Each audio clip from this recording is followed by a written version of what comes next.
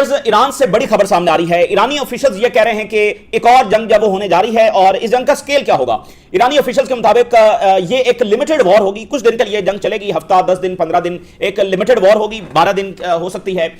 तो उसके बाद फिर निगोसिएशन की तरफ जब मामला जाएगा, एक छोटी सी जंग जब वो एक बार फिर होने जा रही है। अच्छा, अब ये बड़ी अहम बात है, और ये उस वक्त ईरान की बात कर रहा है कि जब ट्रंप ने सिचुएशन रूम में मीटिंग की है और ईरानी डेलीगेशन जब वो पुतिन के साथ मिला है, उसके बाद ये ईरानियंस की असेसमेंट जब वो सामने आ रही है। अब अगर जंग होगी तो वो लिमिटेड क्यों होगी और दोबारा निगोसिएशंस की तरफ क्यों आएंगे? तो देखिए, बुनियादी तौर पर ये असेसमेंट इस बुनियाद के ऊपर है कि ज़ाहिर इंटेलिजेंस इंफॉर्मेशन उनके पास होगी कि एक और हमला होने जा रहा है। दूसरा, एरोगेंस के ऊपर मुबनी एक स्ट्रेटजी है जो वेस्ट में एग्जिस्ट करती है, इजराइल में, अमेरिका में, जो इस वक्त वहां बाकायदा डिस्कस हो रही है। वो स्ट्रेटजी ये है कि अगर कोई डिमांड्स नहीं मान रहा, कोई सरेंडर डिमांड्स नहीं मान रहा, तो उस पर और बमबारी करो, यानी उसको थ्रू मिलिट्री फोर्स ही अपनी डिमांड्स तक जब वो लेकर आना है। तो यही वो वहां पर डिस्कस कर रहे हैं कि अगर ईरान अमेरिका की डिमांड्स पर, जो कि सरेंडर डिमांड्स हैं, उस पर नहीं आ रहा, तो इस पर और बमबारी करो, और असैसिनेशंस करो, और कोई ऑपरेशंस करो। इससे जो है वो ईरान हमारी डिमांड्स के ऊपर सरेंडर कर जाएगा। ये पुरानी स्ट्रेटजी वहां पर एग्जिस्ट करती है, वो इसको अप्लाई करते रहते हैं। ईरान पर एक बार फिर वो यही अप्लाई जब वो करने जा रहे हैं, तो दोबारा फिर निगोसिएशन की तरफ क्यों जाएंगे? निगोसिएशन की तरफ इसलिए जाएंगे कि इसमें फिर अमेरिका को शिकस्त होगी। अमेरिका फिर थ्रू मिलिट्री मींस जो है वो अपने मकासद अचीव नहीं कर सकेगा। अगर ईरान फॉल कर जाता है तो फिर तो निगोसिएशन थोड़ी होने। सद्दाम हुसैन के साथ तो कोई निगोसिएशन बाद में नहीं हुए थे, तो ईरान खड़ा रहेगा तो निगोसिएशन होंगे ना। तो इसलिए ईरान बता रहे हैं कि इस जंग में भी अमेरिका को शिकस्त होगी और उसको फिर निगोसिएशन टेबल पर जब आना पड़ेगा। और अब की बार जो इस एक और जंग के बाद वो निगोसिएशन टेबल पर आएगा, तो आप देखिए कि अमेरिका मजीद वीक पोजीशन में होगा। हालांकि स्ट्रेटजी यह है कि अमेरिका और इजराइल एक और जंग से पावरफुल पोजीशन में आ जाएंगे। नहीं, वो पावरफुल पोजीशन में नहीं आएंगे, उनकी जो शिकस्त है वो और गहरी हो जाएगी। ठीक है, तो ये अब बहुत बड़ी खबर है कि ईरानी ऑफिशियल्स के बकौल एक और जंग जब वो किसी भी वक्त छेड़ सकती है। ये उनकी ताज़ा तरीन असेसमेंट है। दूसरी बात यह है कि वॉल स्ट्रीट जर्नल ने जो आज खबर दी है वो ये बता रही है कि अमेरिकन एम्पायर किस तरह से मुकम्मल डिक्लाइन में जा चुका है, तेजी के साथ मजीद जा रहा है, और एम्पायर की जो ताकत का इंप्रेशन है वो तेजी के साथ एक्सपोज हो रहा है। अमेरिका की जो लिमिट्स हैं वो एक्सपोज हो रही हैं।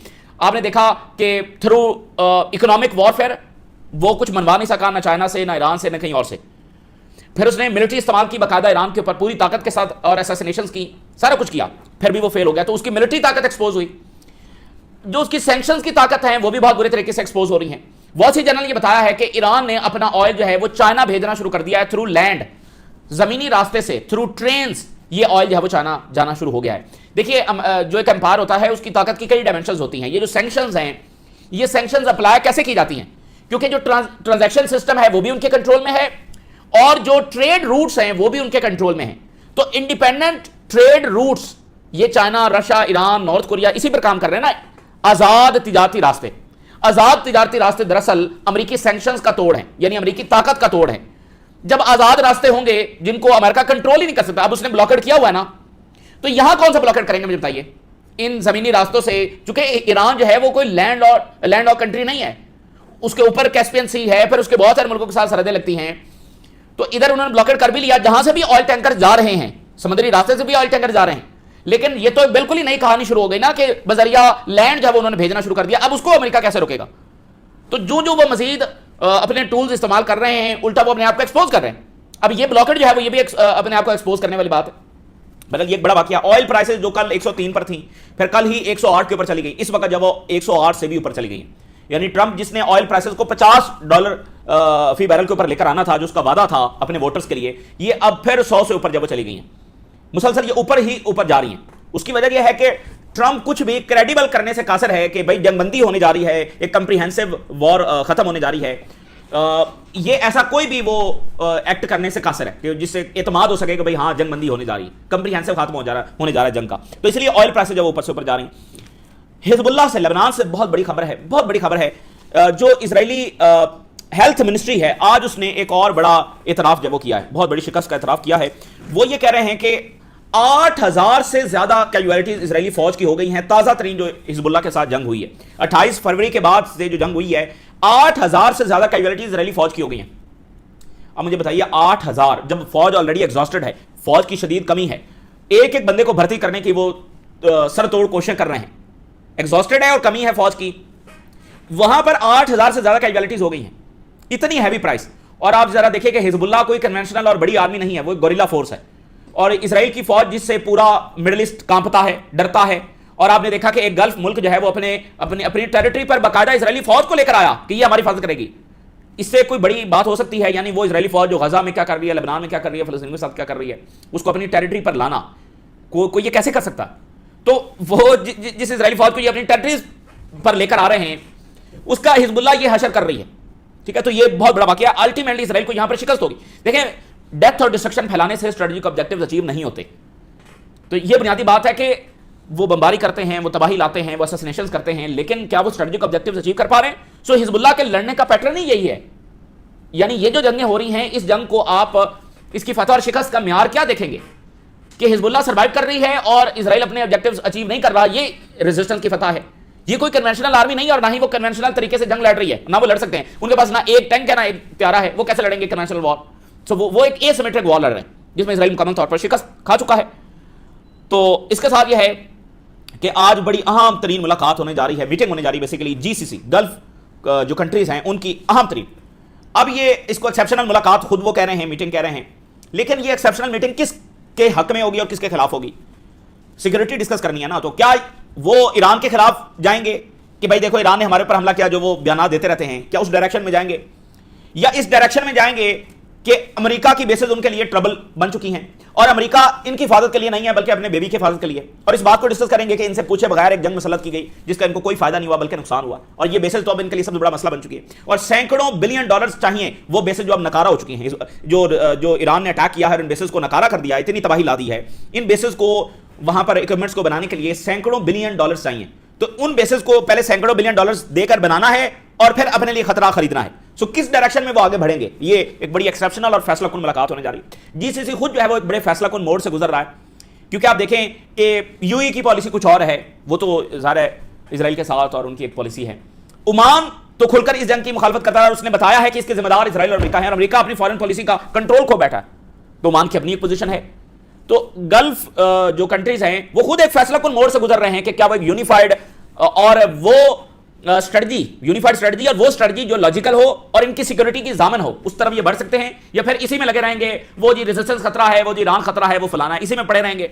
सी बड़ी एक्सेप्शनल मुलाकात होगी। लेकिन एक बात ज़हन में रखें, रशिया कह रहा है हम ईरान के साथ खड़े हैं पूरी ताकत से, और चाइना ईरान के साथ खड़ा है, और चाइना के सदर जो है वो एमबीएस को कॉल कर रहे हैं। उस कॉल को हल्का मत लें, पहली कॉल है, द ओनली कॉल है जो अभी तक चाइना के सदर ने की है। और उससे पहले यूएई के जो अबू धाबी के एक्चुअली जो सरबराह हैं वो चाइना होकर आए हैं। सो चाइना ने मैसेज डिलीवर कर दिया है यूएई एंड सऊदी अरेबिया को कि चाइना क्या चाहता है, वो किस साइड पर खड़ा है। ये एक मैसेज होता है ना भाई, जो पसे पर्दा ग्रेट गेम चल रही हैं, फिर चाइना का मैसेज आ गया भाई हम उधर खड़े हैं, ठीक है, और आप भी इस डायरेक्शन में बढ़ें। तो इस वक्त ये ईरान के खिलाफ जाना एक तो जाहिर है वो इलॉजिकल होगा, क्योंकि खतरा तो ईरान ने तो आज तक इन पर अटैक नहीं किया, तब किया जब यहां से अटैक हुआ। तो ये एक बड़ी एक्सेप्शनल मीटिंग जब वो खुद जीसीसी की होने जा रही है, और आपको पता है कि अमेरिकन इकोनॉमी जीसीसी के ऊपर खड़ी हुई है, क्योंकि इनके वो मुआहदे हैं कि पेट्रो डॉलर जिसके ऊपर खड़ा हुआ है, पेट्रो डॉलर के ऊपर अमेरिकन इकोनॉमी खड़ी हुई है। ये तमाम सूरत हाल जब आपके साथ शेयर करेंगे। सबसे पहले जरा व्हाइट हाउस से जो स्टेटमेंट्स आ रही हैं, व्हाइट हाउस ने ये कंफर्म किया है कि जो ईरान का प्रपोजल उन्होंने पाकिस्तान को दिया, अब वो अमेरिकन के हवाले किया जा चुका है और अमेरिकन ने उसको डिस्कस किया है। ट्रंप ने अपनी कैबिनेट के साथ उस प्रपोजल को, जो अभी ईरान के फॉरेन मिनिस्टर पाकिस्तान आए 2 मरतबा, जो प्रपोजल वो देकर गए हैं पाकिस्तानियों को, तो उन्होंने आगे अमेरिकन को दिया और अमेरिका ने उस प्रपोजल को डिस्कस कर लिया है। और व्हाइट हाउस के मुताबिक ट्रंप जब वो डिससेटिस्फाइड हैं इस प्रपोजल से, Trump dissatisfied with Iran phased cease fire proposal. हमने आपको बताया था कल के 3 फेजेस ईरान ने प्रपोज किए हैं कि पहले में मुकम्मल जंगबंदी है, दूसरे में स्ट्रेट ऑफ हॉर्मज़ की डिस्कशन है, और तीसरे के अंदर जो है वो न्यूक्लियर फाइल की डिस्कशन है। तो इस फेज्ड स्ट्रेटजी को ट्रंप ने जो है वो उससे सेटिस्फाइड नहीं है। अब इसमें बड़ी इंपॉर्टेंट बात है, उन्होंने अल्फाज इस्तेमाल किए हैं डिससेटिस्फाइड। उन्होंने ये नहीं कहा कि रिजेक्ट कर दिया, बट डिससेटिस्फाइड के अल्फाज इस्तेमाल किए। तो अब जनाब अली ईरान ने यह भी कह दिया है, जो ईरान के फॉरेन मिनिस्टर दूसरी मरतबा ओमान से होते हुए दोबारा पाकिस्तान आए, तो उसमें उन्होंने ये भी कहा कि ये हमें मुकम्मल जंगबंदी की गारंटी दे दें, हम स्ट्रेट ऑफ हॉर्मज़ को खोल देंगे। ये उन्होंने इतनी बड़ी ऑफर जो वो दे दी। अब इससे ज्यादा ईरान को क्या ऑफर दे सकता है? ये देखें, जब अमेरिका ये कहता है कि हमने अमन की तरफ जाना है, बयान तो वो यही देते हैं ना, तो अमन का रास्ता ईरान उनको दे रहा है, पाकिस्तान उनको दे रहा है। स्ट्रेट ऑफ हॉर्मज़ का मसला है ना, स्ट्रेट ऑफ हॉर्मज़ ईरान ने पहले भी खोल दिया था, फिर खोलने के लिए तैयार है। मुकम्मल जंगबंदी अनाउंस करें, ये गारंटी देंगे दोबारा हमला नहीं होगा, स्ट्रेट ऑफ हॉर्मज़ खुल जाएगा, एंड उसके बाद जब न्यूक्लियर को जो वो बैठकर डिस्कस कर लिया जाएगा। अच्छा, अब एक और बड़ी डेवलपमेंट है, अमेरिका ने रशिया के थ्रू एक प्रपोजल जो है वो प्रेजेंट किया है ईरानियंस को। ये एक बड़ा वाकया है क्योंकि अब रशिया एज अ मीडिएटर भी इसमें कहीं ना कहीं आया है। जो रशिया ऑलरेडी जो इस सारे मुज़ाकरात का हिस्सा है, और आपको पता है पाकिस्तान और रशिया की भी कोऑर्डिनेशन है, दोनों के फॉरेन मिनिस्टर्स के आपस में राब्ते हुए हैं। तो रशिया ये कहता भी रहा है कि हम एज अ मीडिएटर तैयार हैं, और रशिया ने यह भी ऑफर कर रखी है कि जो यूरेनियम है वो वहां ट्रांसफर करने के लिए वो तैयार है कि ईरान से ये रशिया जो वो ट्रांसफर कर लिया जाए यूरेनियम, जिसको अमेरिका रिजेक्ट कर चुका है। लेकिन अब अमेरिका ने रशिया ही के थ्रू एक नया प्रपोजल ईरानियंस को दिया है। अब देखते हैं कि उसमें क्या नतीजा जो निकलता है। बुनियादी बात यह है कि हम उस जगह के ऊपर खड़े हैं, जो बुनियादी बात है कि जिसमें अमेरिका के पास कोई क्लियर एग्जिट स्ट्रेटजी नहीं है, जिसमें यह है कि वो विक्टोरियस होकर यहां से निकल सके। और यह बात अब तस्दीक हो चुकी है इस बात की, जर्मन चांसलर ने अब यह बात कह दी है, और यह तारीख में लिखी जाएगी, जो उनका बयान है ना कि एक इबरतनाक शिकस्त अमेरिका को हुई है ईरान के हाथों, ह्यूमिलिएशन हुई है, ह्यूमिलिएटेड डिफीट हुई है। ह्यूमिलिएटेड डिफीट क्या है? ह्यूमिलिएटेड डिफीट वो है जो जापान को अमेरिका के हाथों हुई थी। ह्यूमिलिएटेड डिफीट वो है जो जर्मनी को अमेरिका के हाथों हुई थी। ये ह्यूमिलिएटेड डिफीट है। सो अमेरिका को ह्यूमिलिएटेड डिफीट जो है वो ईरान के हाथों हुई है, ये जर्मन चांसलर कह रहे हैं। और उन्होंने कहा कि अमेरिका के पास कोई क्लियर एग्जिट स्ट्रेटजी नहीं है। तो इसलिए हम एक ऐसी जगह पर खड़े हैं जहां पर एक सुपर पावर है जिसकी एरोगेंस है, जिसको कोई विक्ट्री नहीं मिली। तो कभी वो एक बात करता है, कभी वो सैंक्शन लगाता है, कभी वो प्रपोजल्स लिख कर आता है, कभी वो बमबारी की तरफ जा रहा है, कभी कुछ कर रहा है, कभी कुछ कर रहा है। टोटल कंफ्यूजन, क्योंकि उनके पास कोई स्ट्रेटजी नहीं है। ये बुनियादी बात है। यानी वो प्रिटेंड जरूर करेंगे कि नहीं हमारे पास ये प्लान है, और जो ट्रंप के हामी हैं वो तो इस चीज को भी सेलिब्रेट करते हैं कि ये जो अनसर्टेनिटी है ये ट्रंप का सबसे बड़ा कार्ड है, ये ट्रंप की सबसे बड़ी सलाहियत है कि वो क्योस फैलाकर उसमें से ये खेलता है। हालांकि ये कोई स्ट्रेटजी नहीं होती, ये शिकस्त की अलामत होती है। लेकिन ज़ाहिर आपको पता है वहां पर एक पूरा खुशामदी कल्चर जब वो चला हुआ है, तो एक ऐसी जगह पर जहां पर सुपर पावर हार चुकी है, शिकस्त खा चुकी है, ह्यूमिलिएटेड डिफीट हो गई है। तो उसके बाद अब सुपर पावर ने करना क्या है? तो यहां पर मसला कंफ्यूजन, टोटल कंफ्यूजन। तो इसलिए अब ईरान ये कह रहा है जनाब अली कि एक और हमला जब होने जा रहा है। अच्छा, उससे पहले मैं जो स्टेटमेंट आपके साथ शेयर करता हूं, ईरान ने ये कहा है, ये एक नई दुनिया का आगाज है, न्यू वर्ल्ड ऑर्डर का आगाज है। ईरान के जो डिफेंस मिनिस्ट्री है वो ये कह रही है कि हम अपनी military capabilities Shanghai Cooperation Organisation के साथ शेयर करने के लिए तैयार हैं। ये बिल्कुल न्यू वर्ल्ड ऑर्डर है। अच्छा, military capabilities Shanghai Cooperation Organisation के साथ शेयर करने के लिए तैयार है। कौन सी मिलिट्री कैपेबिलिटीज? वो मिलिट्री कैपेबिलिटीज जिसने एक सुपर पावर को शिकस्त दी है। अब यह साबित हो गया कि ईरान की टेक्नोलॉजी सुपीरियर साबित हुई। ईरान की टेक्नोलॉजी ने सुपर पावर को रेजिस्ट किया, रिपेल किया, डिफीट किया। तो एससीओ में जो सारे मेंबर्स हैं वो सारे तो एयरफोर्स अफोर्ड नहीं कर सकते, तो वो क्या ट्रांसफर करेंगे? मिसाइल ट्रांसफर करेंगे, ड्रोन्स ट्रांसफर करेंगे, बाकी टेक्नोलॉजी ट्रांसफर करेंगे। अच्छा, अब एससीओ क्यों? ये तो बात समझ में आती है ना जी, फलां मुल्क को देने के लिए तैयार है, पूरी की पूरी एससीओ को देने के लिए तैयार है। ये क्या मतलब हुआ भाई? और ये न्यू वर्ल्ड ऑर्डर कैसे हो गया? एससीओ बुनियादी तौर पर, जिसको चाइना रशिया फाउंडिंग मेंबर हैं, ये एक इकोनॉमिक ऑर्गेनाइजेशन थी, लेकिन पिछले डेढ़ साल से ऑलमोस्ट, जब ये डेवलपमेंट्स बदलना शुरू हुई, तो एससीओ जो है वो एक डिफेंस कोऑपरेशन में तब्दील हो रही है ग्रेजुअली। अगर आपको याद होगा, हमने आपको रिपोर्ट किया था, एससीओ के डिफेंस मिनिस्टर का इजलास हुआ था, जिसमें पाकिस्तान के डिफेंस मिनिस्टर भी शरीक हुए थे। उसके बाद एससीओ की पहली बार जंगी मशकें भी हुई, जिसमें ईरान भी शरीक हुआ। समझ रहे इस बात को? यानी एक मिलिट्री अलायंस, एससीओ जो है वो एक मिलिट्री अलायंस में तब्दील हो रहा है ग्रेजुअली। तो इसलिए ईरान कह रहा है कि हम एससीओ को, अब एससीओ के मारे कौन से हैं ये देखना जरूरी है कि कौन कौन से मुल्क हैं भाई, क्योंकि वो एक मुल्क का नाम नहीं ले रहे, वो तमाम एससीओ ममालिक का नाम ले रहे हैं। चाइना रशिया फाउंडिंग मेंबर है, और ये मत सोचिए कि इनको टेक्नोलॉजी की जरूरत नहीं है भाई। रशिया को ड्रोन्स दिए ना ईरान ने, जिसने यूक्रेन जंग का पांसा पलटा, ईरान ने दिए ना ड्रोन्स। तो ये जरूरी नहीं है कि उनको किसी टेक्नोलॉजी की जरूरत नहीं है, ड्रोन्स दिए ईरान ने। अच्छा जी, रशिया है, चाइना है, और फिर सेंट्रल एशियन रियासतें हैं, Kazakhstan, Tajikistan, Uzbekistan, India, Pakistan, Iran, Belarus, ये हैं इसके मेंबर्स। लेकिन आगे चलिए, इसमें एफिलिएटेड मेंबर्स भी हैं। एफिलिएटेड मेंबर्स कौन से हैं ये जरा सुन लीजिए।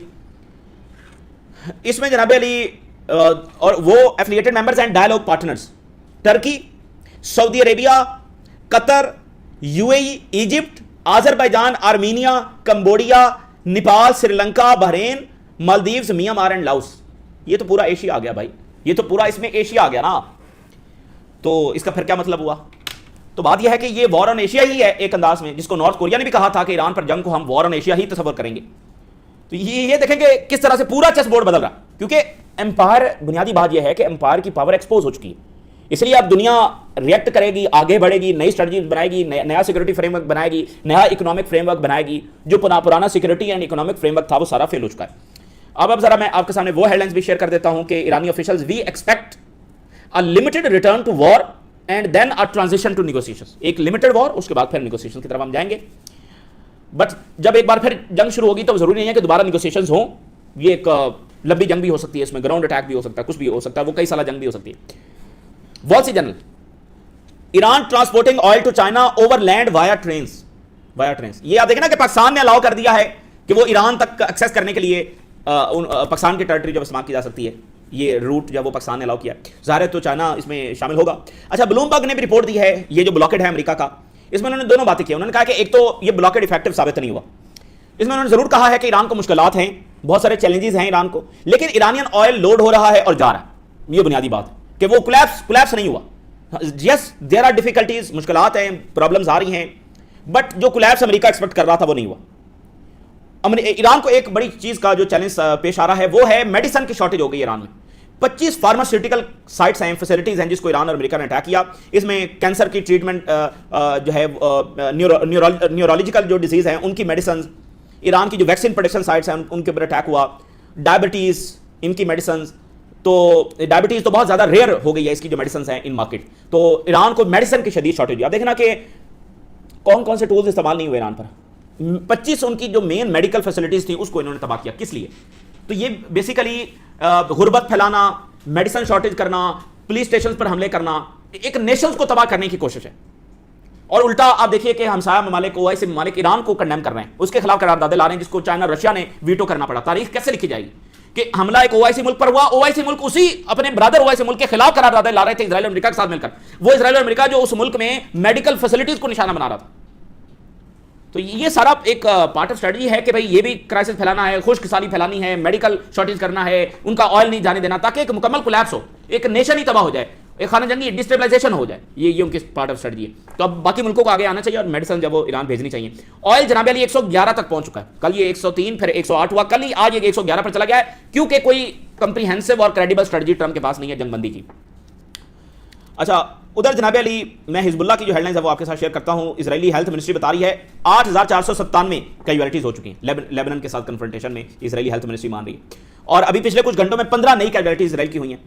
और जब से 8 अप्रैल को ईरान से सीज फायर हुआ है तो उसके बाद से लेकर 596 8 अप्रैल से अभी तक, यानी जो ईरान का सीज फायर है और जिसको इजराइल ने नहीं माना, उसके बाद इनकी 600 कैजुअलिटीज हुई हैं। और लेबनान का सीज फायर जिसको इन्होंने फिर जो बाद में लेबनान का सीज फायर हुआ अलग से जो अमेरिका में अनाउंस हुआ, जिसको इन्होंने फिर वायलेट किया, उसमें 178 कैजुअलिटीज हो गई हैं, यानी पिछले 4-5 दिनों के अंदर। ये है हैवी प्राइस जो इजराइल पे कर रहा है। और अभी फिर ड्रोन हिजबुल्लाह ने लॉन्च किया। और इजरायली मीडिया क्या बता रहा है, नेतन्याहू ने बताया मिनिस्टर्स को कि he can not do more in Lebanon and what that is what Washington want, इससे ज्यादा वो लेबनान में कुछ कर नहीं सकता। स्ट्रेटेजिक ऑब्जेक्टिव्स अचीव नहीं हुए, ना ही अमेरिका के और ना ही इजराइल के। और ये जो कुर्बानियां यहां पर दी गई हैं, इतने फलस्तीनी शहीद हो गए, वेस्ट बैंक में क्या हो रहा है, लेबनान में कितने लोग शहीद हुए, ईरान में कितने लोग शहीद हुए, यमन में कितने लोग शहीद हुए, इतना जुल्म बर्दाश्त किया, तो आपको क्या लगता है कि ये बस ऐसे रहेगा जाएगा? तो वो जो अपने महल्लात में बैठे रहे, उल्टा अपने ही ब्रदर कंट्रीज को कंडेम करते रहे, फलस्तीनियों को कसूरवार ठहराते रहे, इजराइल को इंटेलिजेंस शेयरिंग करते रहे फलस्तीनियों के खिलाफ, वो अपने आप को कैसे जस्टिफाई करेंगे और वो क्या समझते हैं उनकी ये स्ट्रेटजी अमन के लिए ज़रूरी थी? तो ये एक ऐसी जंग हुई है जिसने ज़ाहिर है इस रीजन को भी बदलना है और दुनिया को भी बदलना है। ये ताज़ा तरीन डेवलपमेंट्स जो आपके साथ शेयर किया, अपनी राय ज़रूर करें। इजाज़त दीजिए, अल्लाह हाफ़िज़।